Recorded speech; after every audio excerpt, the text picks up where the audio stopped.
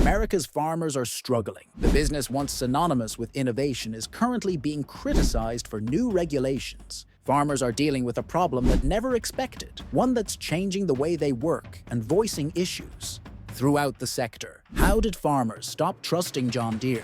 Are they able to recuperate from the criticism? What's going on? The majority of people are unaware that the name used to be associated with farming. These days, freedom is viewed as a sign of authority. John Deere was more than just a business. From its modest origins in the 1837, when blacksmith produced the steel plow, the business was known with agricultural innovation and advancement. An innovative tool made it simpler to till the harsh, unforgiving Midwest soil in the United States, transforming arid land into fruitful agricultural land. John Deere was praised by farmers as a collaborator in their success, and its yellow and green machinery became a common sight in fields all over the country.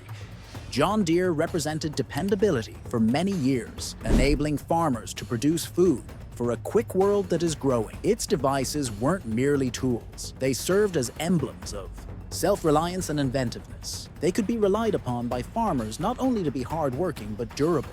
Having a John Deere indicated that you were continuing a legacy, the virtues of independence and willpower. Over time, fissures started to appear in this connection. As of late, John Deere has changed the emphasis from enabling farmers to in charge of them. The introduction of the business of cutting-edge technologies first appeared to one more step forward.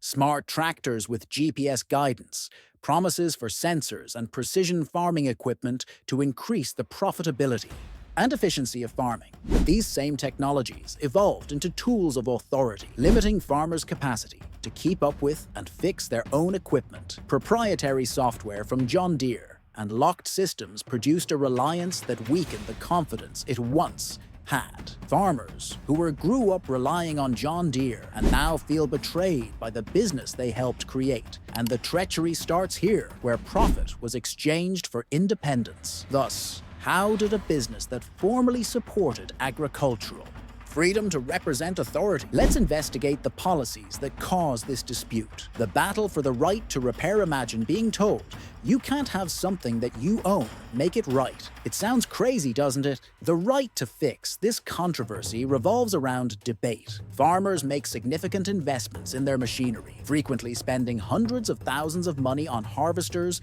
tractors, as well as planters. For many generations, having such equipment meant being proud of the upkeep. Do it yourself. Any repairs, no matter how big or small, were a manifestation of the farming culture. With John Deere's contemporary machinery, that autonomy is no longer there. The apparatus now has proprietary software integrated into it, because it serves as a gatekeeper. Farmers are unable to longer identify issues or swap out components. Having to use this software, something only technicians certified by John Deere are able to take action. This implies that even basic fixes, such as replacing a battery or repairing a damaged sensor, need to contact an approved repair service. The outcome? Soaring expenses and intolerable delays. An issue that formerly might have been the fix that used to take hours now takes days or even weeks. Furthermore, the price isn't only financial, it's calculated as the amount of time lost during crucial planting or windows for harvesting. Regarding farmers, time is survival, not just money. John Deere argues in favor of these limitations by claiming to defend the intellectual property of their program and guarantee security. Farmers, however, view this as a smokescreen. They claim that safety is not as important as these policies, and more about authority, compelling them to enter a never-ending cycle of reliance on the business. This is why it's important to you, when the food supply chain is broken, and everyone experiences the consequences. Additionally, this is only the farmers are beginning to take action.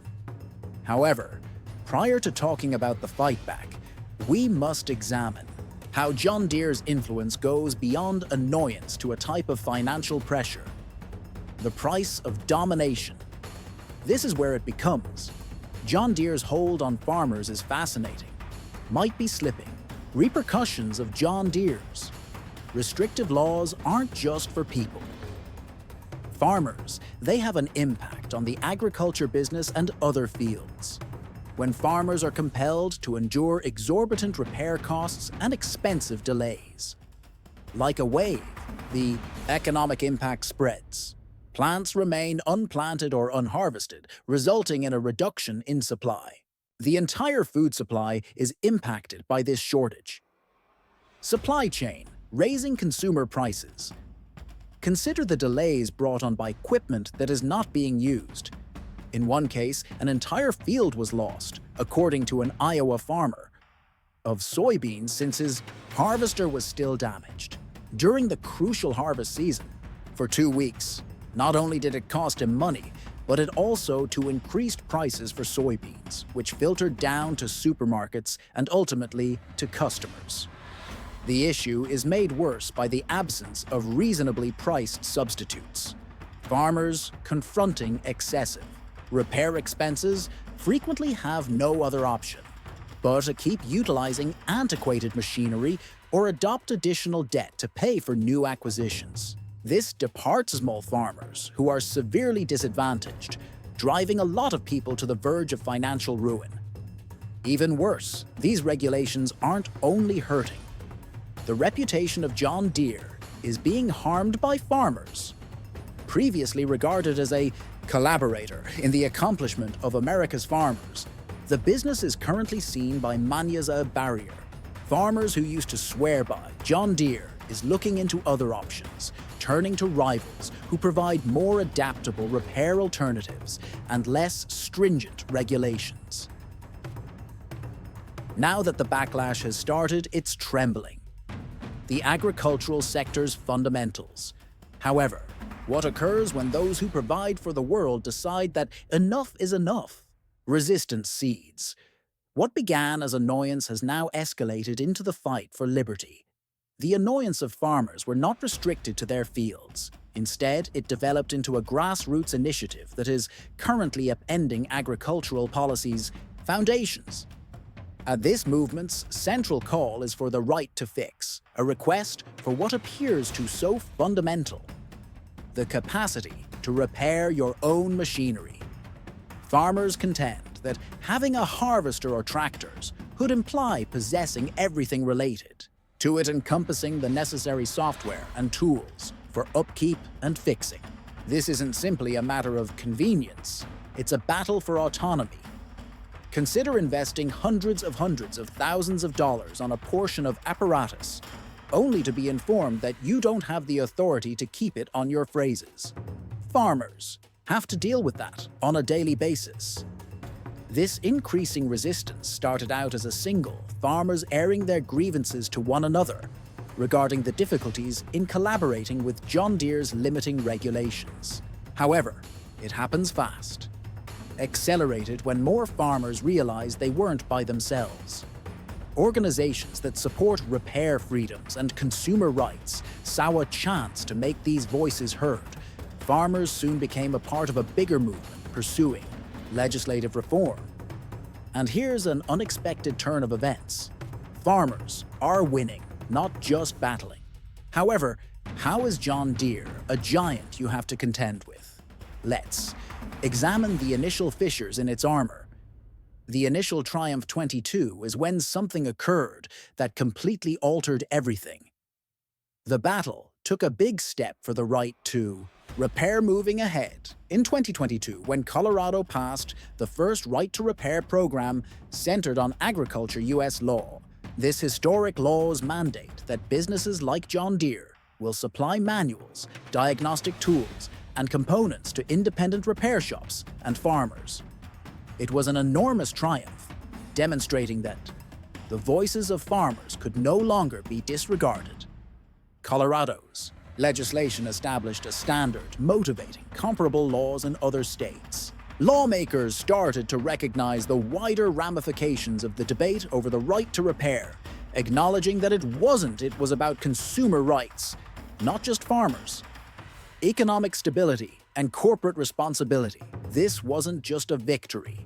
For farmers, it was confirmation.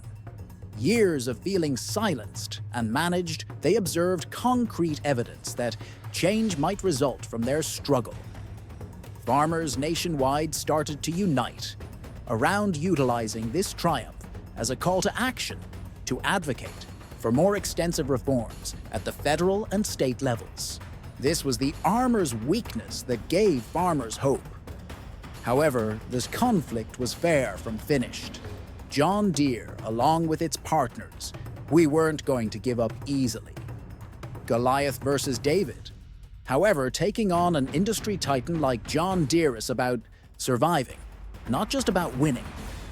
Although Colorado's legislation marked a sea change, additionally, it revealed the extent to which John Deere and comparable businesses would go to maintain command. These businesses pushed right away, returning, making significant investments in lobbying to prevent comparable laws in other states. Possessing substantial wealth and sway in many areas, they have been able to slow down progress.